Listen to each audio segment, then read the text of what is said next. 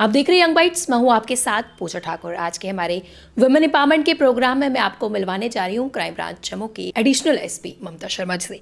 सबसे पहले मैम आपका बहुत बहुत स्वागत है यंग बाइट्स में। Thank you so much. Ma'am women's की बात करते हैं अगर आपकी बात की जाए क्राइम ब्रांच में इस समय आप हैं, कितना ज़्यादा चैलेंजिंग आपके लिए रहा और अब तक के एक्सपीरियंस के बारे में बताइए किस तरह से रहा।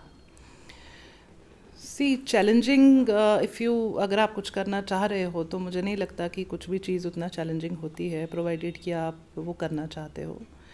मेरा जर्नी 17 इयर्स का इस डिपार्टमेंट में बहुत ही स्मूथ रहा और बहुत ही अच्छा रहा, और ऐसी कोई चीज़ मुझे लगी नहीं जो इतना चैलेंजिंग रही हो जिसको मैं ना कर पाई हूँ। तो फील्ड भी देखा, ऑपरेशंस भी देखा, सीआईडी में बहुत लंबा स्पैन मैंने दिया अपने करियर का। क्राइम ब्रांच में अब 2 साल से हूँ, तो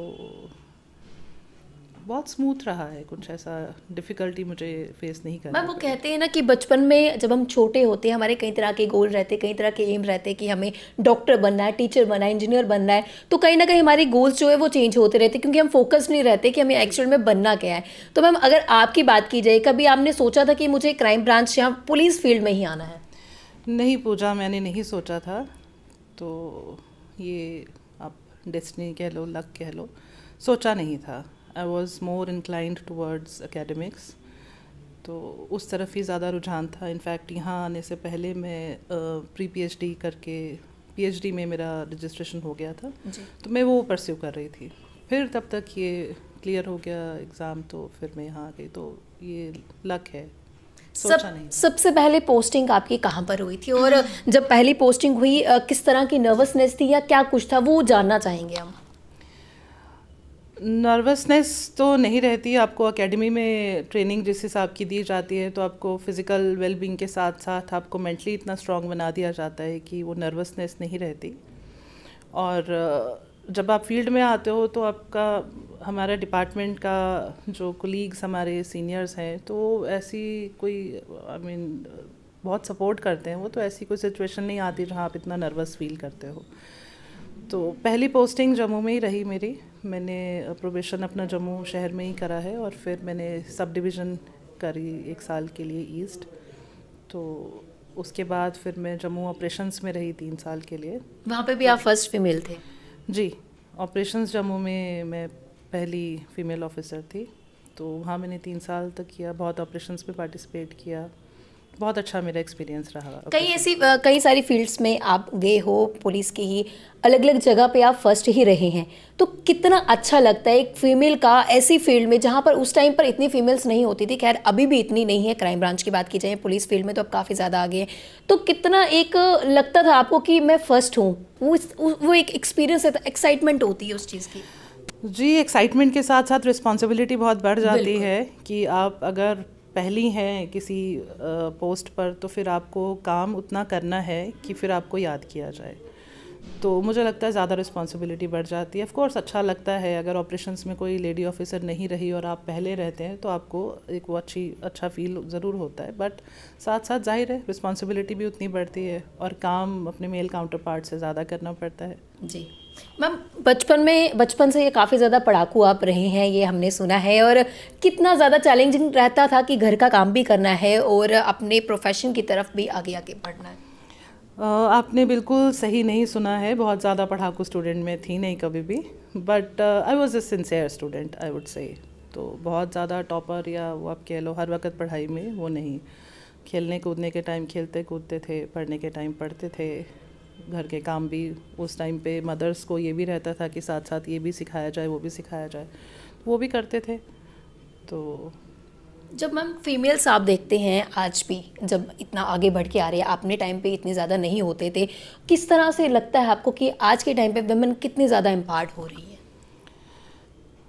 अब तो बहुत चेंज, मैं डिपार्टमेंट में जितनी देर से हूँ, इन 17 ईयर्स में आई हैव सी चेंज हर लिहाज से। वुमेन की पार्टिसिपेशन, उनकी सोच, हर चीज़ में उनकी ग्रोथ, हर चीज़ में मैं देखती हूँ चेंज, और अच्छी चेंज देखती हूँ। कितना चैलेंजिंग आपको लगता है, अभी भी लगता है कि कोई भी केस आपके पास आता है उसको देखते हुए? नहीं, चैलेंजिंग नहीं लगता। पता नहीं क्या धारणा भार है डिपार्टमेंट के लिए लोगों के बीच में, लेकिन मुझे लगता है कि हम जितना भी फ़ीमेल ऑफिसर्स डिपार्टमेंट में काम कर रहे होंगे, आई थिंक वो एग्री करेंगे कि हमें, हमारा सिस्टम ऐसा है, हमारा हायरार्की ऐसी है कि हमें ऐसी कोई दिक्कत, ऐसी कोई समस्या नहीं आती है। बहुत कोऑपरेटिव स्टाफ, ऑफिसर्स बहुत अच्छे, तो ऐसा कुछ वो नहीं आता। इनफैक्ट बहुत सारे केसेस में हम, आपने देखा होगा, यहाँ बहुत सारे हाई प्रोफाइल केसेस हुए जिसमें विमेन ऑफिसर्स रहे ही रहे सब लोग। तो ऐसा कुछ मैंने कभी फील नहीं किया कि बहुत ज़्यादा चैलेंजिंग है या ऐसा कोई केस आ गया। जी मैम, फीमेल्स की बात की जाए तो पहले के टाइम पे इतना बढ़ चढ़ कर वो आगे नहीं आती थी, अपने राइट्स के बारे में इतना ज़्यादा अवेयर नहीं होती थी, लेकिन आज के टाइम पे अपने राइट्स के बारे में वो अवेयर हैं। और किस तरह से देखते हो आप, क्योंकि कई सारे फीमेल्स से आप मिलते हैं, किस तरह की सोच में बदलाव आया जब आप शुरू में डिपार्टमेंट में आए थे तब से लेकर अब तक? बहुत चेंज देखा है। पहले लोग आगे नहीं आते थे, फीमेल्स खासकर। अगर उनको घर में कोई हैरेसमेंट हो रहा है या वर्क प्लेस पे कोई हैरेसमेंट हो रहा है तो they would not come forward, वो बताते नहीं थे कि ये हो गया है। एक वो सोशल स्टिग्मा या टैबू समझा जाता था। तो अब वो चीज़ नहीं है, खुल के सामने आते हैं, कंप्लेंट्स खुल के सामने ला रहे हैं, अपने राइट्स के बारे में बहुत अवेयरनेस है उनको। हमारे यहाँ भी बहुत सारी ऐसी कंप्लेंट्स आती हैं तो लड़कियों को, फीमेल्स को पता होता है ये हमारे राइट्स हैं, ये प्रॉब्लम है तो हमें वहाँ अप्रोच करना है, हमने ये करना है। तो बहुत अच्छा चेंज मैं अब देखती हूँ। फीमेल्स को इतना ज़्यादा ना वो स्ट्रॉन्ग नहीं समझा जाता था पहले के टाइम पे, क्योंकि जब कोई पुलिस प्रोफेशन में जाना चाहता था तो रिश्तेदार ये बोल देते थे कि ये कैसे कर पाएगी। क्या आपको कभी ये चीज़ फेस करने को मिली? आपके पेरेंट्स का कितना ज़्यादा सपोर्ट आपको रहा इस चीज़? मुझे ये फेस करने को नहीं मिला कभी भी। पेरेंट्स की तरफ से मुझे बहुत ज़्यादा सपोर्ट मिली है। मेरे फादर जिस डिपार्टमेंट में थे तो आर्मी के साथ बहुत क्लोज़ उनका लिंक रहता था। साथ में मैंने केंद्रीय विद्यालय में पढ़ाई की है तो बहुत ज़्यादा वहाँ पे बच्चे जो होते हैं वो मोस्टली आर्मी ऑफिशियल्स के ही होते हैं, तो मैंने बड़े नज़दीक से बेल्ट फोर्सेस को काम करते देखा है। तो जब मेरा हुआ इसमें सिलेक्शन तो घर से वो मेरे से ज़्यादा दे वर मोर हैप्पी, और पूरा सपोर्ट मुझे उनसे मिला। ऐसा नहीं कोई रिलेटिव्स की तरफ से वो नहीं, तो दे वर ऑल हैप्पी। तो डिपार्टमेंट में मुझे लगता है क्या सोचते हैं लोग वो मुझे नहीं मालूम, लेकिन जितना सेफ़ और जितना सिक्योर मुझे लगता है मैं यहाँ फ़ील करती हूँ या बाकी हमारी लेडीज़ फ़ील करती हैं, शायद वो दूसरे डिपार्टमेंट्स में उतना नहीं होता। आपके काम की मैम सराहना भी काफ़ी ज़्यादा हुई, आपको अवार्ड्स भी काफ़ी ज़्यादा मिले, क्या कहना चाहोगे इसको लेकर? अच्छा लगता है, काम की सराहना होती है तो जाहिर है किसको खुशी नहीं होती। हम अगर कुछ कर रहे हैं और अगर उसको एक्नॉलेज किया जाता है तो और करने का हौसला बढ़ता है, अच्छा फील होता है। तो मैम आज के टाइम पे हम विमेंस पे बात कर रहे हैं, विमेंस से आप कहीं ज़्यादा मिलते हैं, कहीं ना कहीं एक फीमेल का आगे होने का जो सपोर्ट रहती है वो मेन की रहती है, कहीं ना कहीं उनको सशक्त करने में घर के आदमी का भी काफ़ी ज़्यादा रोल रहता है। आपकी बात की जाए तो किससे आप अब तक अपना गॉडफादर मानते हैं? आप ठीक कह रहे हैं। जाहिर है कि अगर एक कामयाब मर्द के पीछे एक औरत का हाथ है तो एक कामयाब औरत के पीछे भी मर्द का हाथ है, इसमें कोई दो राय नहीं है। डिपार्टमेंट में अगर मैं हूँ तो उसमें बहुत बड़ा कंट्रीब्यूशन मेरे बड़े ब्रदर का है, मेरे छोटे ब्रदर का है, फादर का तो ऑफ कोर्स है ही है।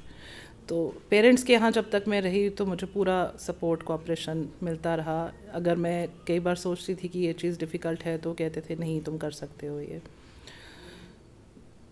खुशकिस्मती मेरी कि मैं जिनसे मेरी शादी हुई तो वो पहले ही मेरे फादर इन लॉ, मेरे जो मेरे हस्बैंड के दादाजी, हम वो 2 जनरेशन्स पहले से ही पुलिस में थी, तो उनको ऑलरेडी पुलिस की वर्किंग फंक्शनिंग उनको पहले से ही पता थी, और वो बहुत ज़्यादा सपोर्ट मुझे करते हैं और इतना इनकरेज करते हैं काम करने के लिए, और बहुत सारी चीज़ों में वो मुझे एडवाइस भी करते हैं।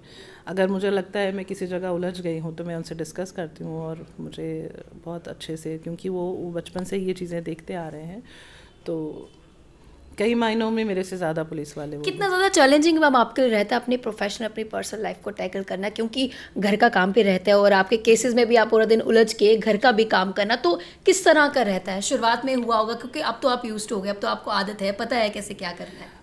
थोड़ा सा मुझे लगता है कि रहता है प्रेशर फैमिली, खासकर फीमेल ऑफिसर्स के लिए, कि अपने फैमिली को भी देखना और ऑफिस में भी अपना काम पूरा ईमानदारी से करना थोड़ा सा है डिफ़िकल्ट। बट फिर जब हम करते हैं कोशिश बैलेंस करने की, तो मुझे लगता है अगर हम सिंसियर कोशिश करते हैं तो हम कामयाब भी होते हैं। तो यहाँ का काम अपनी जगह चल रहा है, फैमिली अपनी जगह चल रही है, तो अभी तक तो ठीक चल रहा है। ठीक चल रहा है। हमारे मीडियम से जितने भी वुमेन्स आपको देख रही हैं, क्या एक मैसेज आप उन्हें देना चाहेंगे? मेरा मैसेज यही है कि अपने ऊपर भरोसा करना सीखिए और भरोसा कीजिए और आगे बढ़िए, और जब आप आगे बढ़ेंगे तो कोई रोक नहीं पाएगा आपको।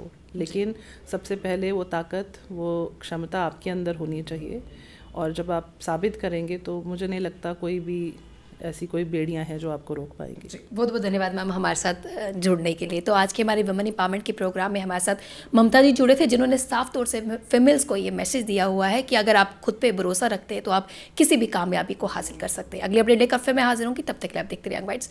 वीडियो जर्नलिस्ट राजीव गुप्ता के साथ मैं पूजा ठाकुर, यंग बाइट्स जम्मू।